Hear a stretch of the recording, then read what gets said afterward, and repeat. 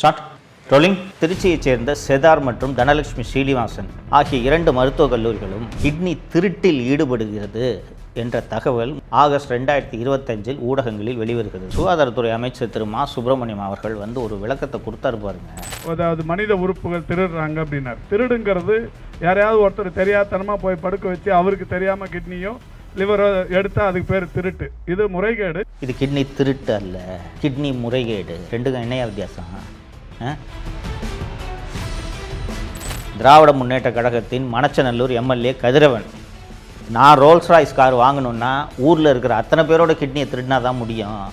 எங்க அப்பாவோட Rolls Royce காரோட விலை தெரியுமா? அது 14.5 கோடி. 2 லட்ச ரூபான்னு வச்சுக்கிட்டா எப்ப நான் ரோல்ஸ் ராய்ஸ் பண்றது? திருப்பூட்டூர்ல இருக்க எல்லா கிட்னியும்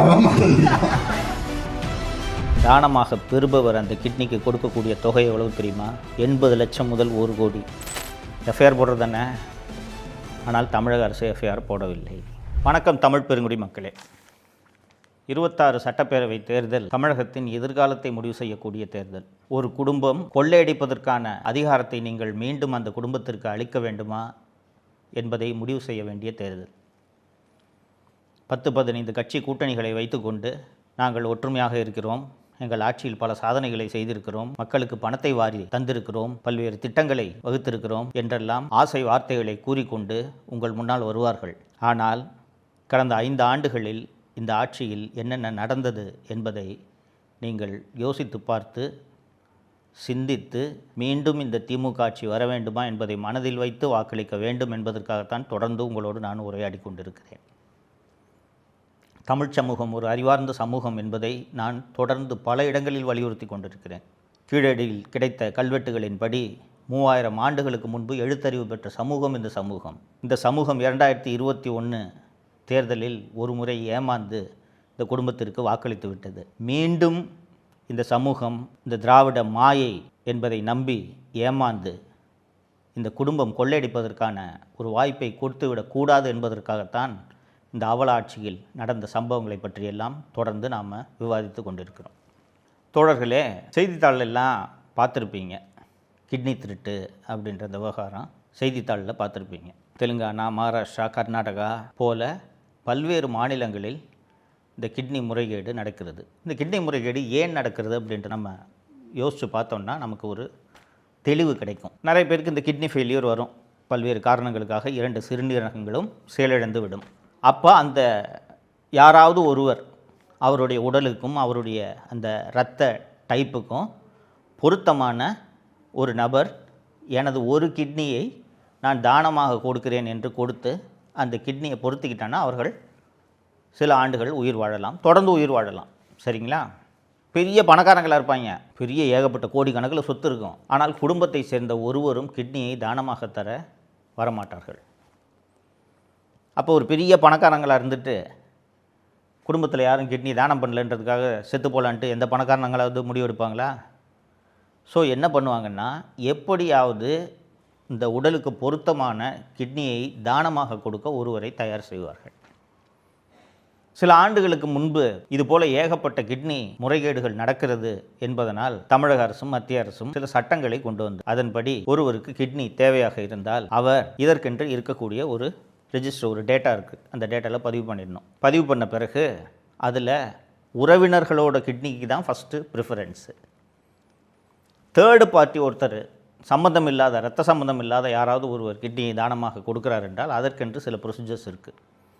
அவங்க ஏன் கொடுக்குறாங்க, என்ன ரீசனுக்காக கொடுக்குறாங்கன்றதெல்லாம் ஒரு மருத்துவர் குழு ஆராய்ந்து எல்லா தரவுகளும் சரியாக இருக்கிறதா என்பதையெல்லாம் பார்த்துவிட்டு அதற்கு பிறகுதான் அந்த அறுவை சிகிச்சையை செய்ய வேண்டும். இன்றைக்கி உங்களுக்கு தெரியும், தமிழ்நாடு முழுக்க எத்தனை தனியார் மருத்துவமனைகள் பெருத்து போய் கிடக்கின்றன என்று தெரியும். எல்லா தனியார் மருத்துவமனைகளும் சொல்லலை, சில தனியார் மருத்துவமனைகள் இதுபோல் கிட்னியை திருடி தான் பொழப்பே நடத்துகிறாங்க. அப்படி திருச்சியைச் சேர்ந்த செதார் மற்றும் தனலட்சுமி ஸ்ரீனிவாசன், பெரம்பலூரில் இருக்கக்கூடிய தனலட்சுமி ஸ்ரீனிவாசன் ஆகிய 2 மருத்துவக் கல்லூரிகளும் இதுபோல் கிட்னி திருட்டில் ஈடுபடுகிறது என்ற தகவல் முதல் முறையாக கடந்த ஆகஸ்ட் 2025 ஊடகங்களில் வெளிவருகிறது. எப்படி வெளிவருதுன்னு கேட்டிங்கன்னா, அந்த நாமக்கல் அந்த பகுதியில் பள்ளிப்பாளையத்துல எல்லாம் நிறைய இந்த நெசவாளர்கள், தறி நெய்கிறவங்க நிறைய பேர் இருப்பாங்க. அவர்கள் அதிகமான வட்டிக்கு, கந்து வட்டிக்கு கடன் வாங்கி விடுவார்கள். அந்த கடன் 1 லட்சமாக இருந்து 2 லட்சமாக இருந்து வட்டிக்கு வட்டி குட்டி போட்டு 3-4 லட்சம்ட்டு ஆகி போயிடும். இந்த கடைக்காரன் கடுமையான நெருக்கடி பண்ண உடனே அந்த நேரத்தில் இந்த ஒவ்வொரு மருத்துவமனையும் கிட்னிக்குன்னு புரோக்கர்ஸ் வச்சுருக்காங்க. அந்த புரோக்கர்ஸ் போய் இந்த ஏழை மக்களை அணுகுவார்கள். அணுகி இந்த மாதிரி ஏமா அந்த மாதிரி வீட்டில் கடன்காரன் வந்து நிற்கிறேன், ஏன் கஷ்டப்படுற, ஒருத்தருக்கு அவசரமாக ஒரு கிட்னி தேவைப்படுது, உன்னோட கிட்னி பொருந்தி போகுது, நீங்கள் உன் கிட்னியை தானமாக ஒரு கிட்னியை கொடுத்துட்டேன்னா உனக்கு ஒரு 4 லட்ச ரூபா பணம் வாங்கித்தேன்னா அதை வச்சு நீ கடன் அடைச்சிடலாம், வீடை முடிச்சிடலாம், பிள்ளை கல்யாணத்துக்கு வச்சிடலாம் அப்படின்னு சொன்னோன்னே அந்த ஏழை மக்கள் என்ன பண்ணுவாங்க, நீங்களும் நானும் கிட்னியை விற்போமா, ஏழைங்களாக இருக்கணும் தானே கிட்னி விற்கிறாங்க. ஸோ அந்த 4 லட்ச ரூபா வாங்கிக்கிட்டு அந்த கிட்னியை அவர்கள் தானமாக பெறுபவருக்கு கொடுத்து விட்டு சென்று விடுகிறார்கள். தோழர்களே, தானமாக பெறுபவர் அந்த கிட்னிக்கு கொடுக்கக்கூடிய தொகை எவ்வளவு தெரியுமா? 80 லட்சம் முதல் 1 கோடி. 1 கோடி ரூபா எங்கே இருக்குது, 4 லட்ச ரூபா எங்கே இருக்குது? நண்பர்களே, இந்த விஷயம் ஊடகங்களில் முதல் முறையாக கசிய தொடங்குகிறது. ஒரு பெண்ணை வந்து இந்த மாதிரிங்க 3 மாதம் முன்னாடி என் கிட்னியை நான் தானமாக இந்த மருத்துவமனையில் கொடுத்தேன், எனக்கு 4 லட்ச ரூபா கொடுத்தாங்க, ஆனால் பார்த்தா 80 லட்ச ரூபாய்க்கு அந்த கிட்னியை யாருக்கோ கொடுத்துருக்காங்கன்னு எனக்கு தெரிய வருது, என்னை ஏமாற்றிட்டாங்க என்று இந்த பேட்டி ஊடகங்களில் வருகிறது. இது வந்ததும் தமிழக காவல்துறையை பற்றி தெரியாதா, தமிழக அரசை பற்றி தெரியாதா? சுகாதாரத்துறை அமைச்சர் திரு மா சுப்பிரமணியம் அவர்கள் வந்து ஒரு விளக்கத்தை கொடுத்தாரு பாருங்க.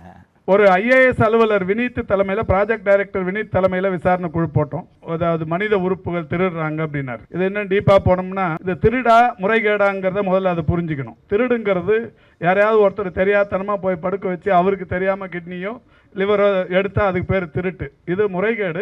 இது கிட்னி திருட்டு அல்ல, கிட்னி முறைகேடு. ரெண்டுக்கும் என்னையா வித்தியாசம்? இது திருட்டு அல்ல, முறைகேடு. நாங்கள் இதை விசாரிக்கிறதுக்கு ஒரு மருத்துவ குழுவை அமைக்கிறோம் என்று ஒரு ஐஏஎஸ் ஆஃபீஸர் மற்றும் மூத்த மருத்துவர்கள் தலைமையில் ஒரு குழுவை அமைக்கிறார்கள். அந்த குழு போய் செதார் மருத்துவமனை மற்றும் தனலட்சுமி ஸ்ரீனிவாசன் மருத்துவமனை ஆகிய 2 மருத்துவமனைகளிலும் நடந்த அந்த கிட்னி மாற்று ஆப்ரேஷன் எல்லா ஆவணங்களையும் ஆய்வு செய்கிறார்கள். ஆய்வு செய்து அந்த கமிட்டி என்ன அறிக்கை கொடுக்குது தெரியுமா? ஒரு கிட்னி மாற்று, சிறுநீரக மாற்று அறுவை சிகிச்சை செய்ய வேண்டும் என்றால் இதெல்லாம் ப்ரொசீஜரு, இத்தனை ஸ்க்ரீனிங் கமிட்டி இருக்குது, இவ்வளவு டாக்குமெண்ட்ஸ் இருக்குது, இது எல்லாத்தையும் செக் பண்ணி இது எல்லாமே சரியாக இருந்தால் மட்டும்தான் அறுவை சிகிச்சை செய்ய வேண்டும். ஆனால் இந்த 2 மருத்துவமனைகளும் எந்த நடைமுறையையும் பின்பற்றாமல், எந்த விதிகளையும் பின்பற்றாமல் அவங்க இஷ்டத்துக்கு சிறுநீரக மாற்று அறுவை சிகிச்சை செய்திருக்கிறார்கள் அப்படின்னு சொல்லிட்டாங்க. இது தமிழக அரசு அமைத்த குழு. இது போன்ற ஒரு தமிழக அரசு அமைத்த ஒரு மருத்துவ குழு, ஐஏஎஸ் அதிகாரி தலைமையிலான ஒரு குழு ஒரு அறிக்கை கொடுத்துட்டோன்னா இதோட அடுத்த கட்டம் என்னங்க? எஃப்ஐஆர் போடுறது தானே. ஆனால் தமிழக அரசு எஃப்ஐஆர் போடவில்லை. நான் ஏற்கனவே குறிப்பிட்ட கர்நாடகா, ஆந்திரா, தெலுங்கானா போன்ற மாநிலங்களில் இது போன்ற கிட்னி திருட்டு நடந்த போதெல்லாம் கடுமையான நடவடிக்கைகள் எடுத்திருக்கிறார்கள். அந்த சிறுநீரக மாற்று அறுவை சிகிச்சை செய்த மருத்துவர்கள் உள்ளிட்ட அத்தனை பேரையும் கைது செய்திருக்கிறார்கள். தமிழ்நாடு அரசு எஃப்ஐஆர் போடலைங்க. சென்னை உயர்நீதிமன்ற மதுரை கிளையில் ஒரு பொதுநல வழக்கு தாக்கல் செய்யப்படுகிறது. தாக்கல் செஞ்ச உடனே நீதிபதி திரு எஸ்.எம். சுப்பிரமணியம் அவர்கள் தலைமையிலான அமர்வு வழக்கு தாக்கல் செஞ்ச உடனே அரசு தரப்பு பார்த்து கேட்குறாரு, என்ன சார் எஃப்ஐஆர் போடுறதுல உங்களுக்கு என்ன சார் பிரச்சனைன்னு கேட்குறாரு. அரசு தரப்பு வழக்கறிஞர், எடுத்தவனெல்லாம் இந்த விஷயத்தில் எஃப்ஐஆர்லாம் போட முடியாது சார், நாங்கள் இதற்கென்று சில வழிமுறைகள்லாம் இருக்குது, இந்த கிட்னி டிரான்ஸ்பிளான்ட் சம்பந்தமாக இருக்கக்கூடிய சட்டம் எஃப்ஐஆர் போடக்கூடாதுன்னு எங்களை தடுக்குது என்று ஒரு வாதத்தை வைக்கிறார்.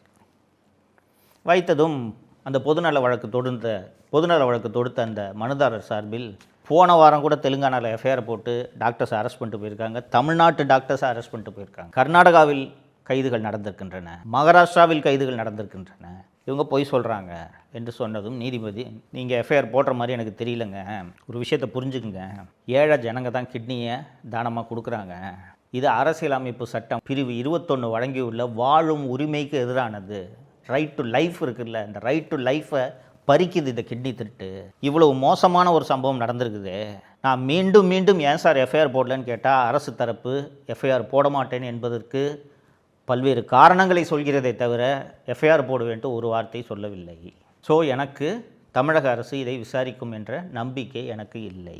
அதனால் உடனடியாக ஒரு சிறப்பு புலனாய்வு குழுவை அமைக்கலாம் என்று இருக்கிறேன். அதனால் தமிழகத்தை சேர்ந்த ஒரு 5 IPS அதிகாரிகளின் பட்டியலை கொடுங்கள் என்று காலையில் நீதிபதி அரசு தரப்பில் ஆஜரான மூத்த வழக்கறிஞர் திரு அஜ்மல் கான் அவர்களிடம் சொல்கிறார். மதியம் 2:30 மணிக்கு திரு அஜ்மல் கான் அவர்கள் வருகிறார். வந்துட்டு IPS அதிகாரி 5 பேரை தானே கொடுங்கன்னு சொன்னாங்க. அஜ்மல் கான் ஒரு SP, ஒரு DSP, ஒரு இன்ஸ்பெக்டர் பேர் கொடுத்து இந்தாங்க சார் இவங்க விசாரிப்பாங்க அப்படின்னு சொன்ன உடனே நீதிபதிக்கு தெரிஞ்சு போச்சு. ஒரு இன்ஸ்பெக்டரும் DSPயும் கிட்னி திருட்ட விசாரிச்சிட முடியுமா? அதுவும் அந்த தனலட்சுமி ஸ்ரீனிவாசன் மருத்துவமனையின் உரிமையாளர் திராவிட முன்னேற்ற கழகத்தின் மணச்சநல்லூர் MLA கதிரவன்.